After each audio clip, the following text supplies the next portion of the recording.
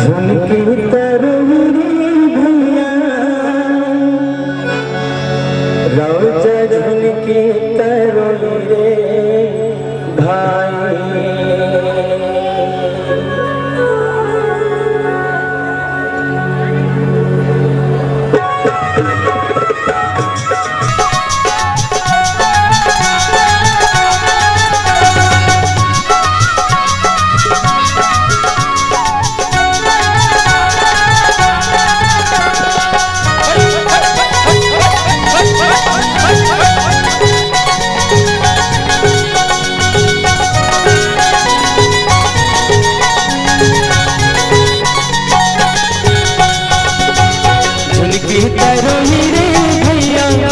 राजा झुनकी तरोई रे भाई, झुनकी तरोई रे भैया, राजा झुनकी तरोई रे भाई। हाँ झुनकी तरोई रे भैया, राजा झुनकी तरोई रे भाई।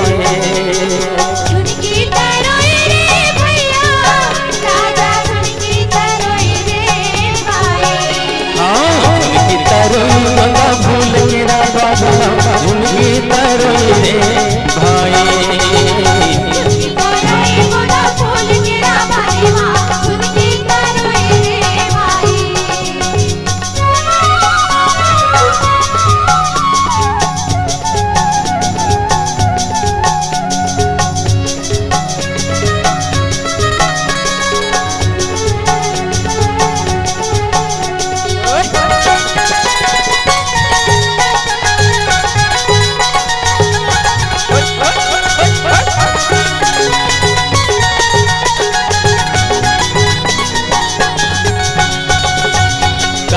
लगा बोरी भैया, राजा झुनकी तरोई रे भाई।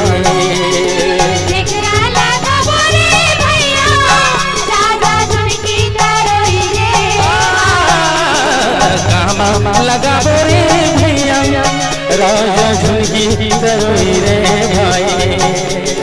देखरा लगा बोरी भैया, राजा झुनकी तरोई रे भाई। हाँ बकरी लगा बोंदा फूल मेरा बाबा, झुनकी तरोई रे भाई। झुनकी तरोई बंदा भूल गिरा भाई माँ, झुनकी तरोई रे भाई।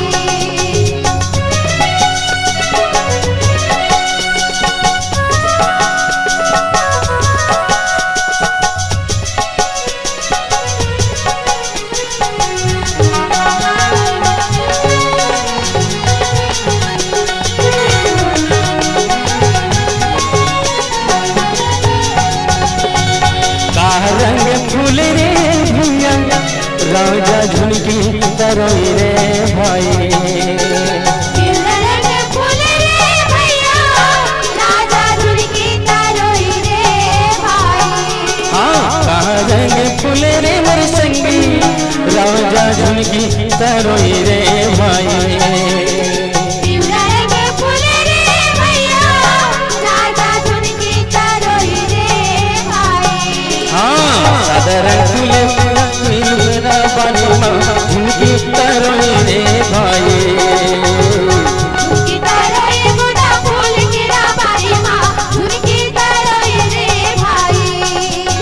झुनकी तरोई रे भैया, राजा झुनकी तरोई रे भाई।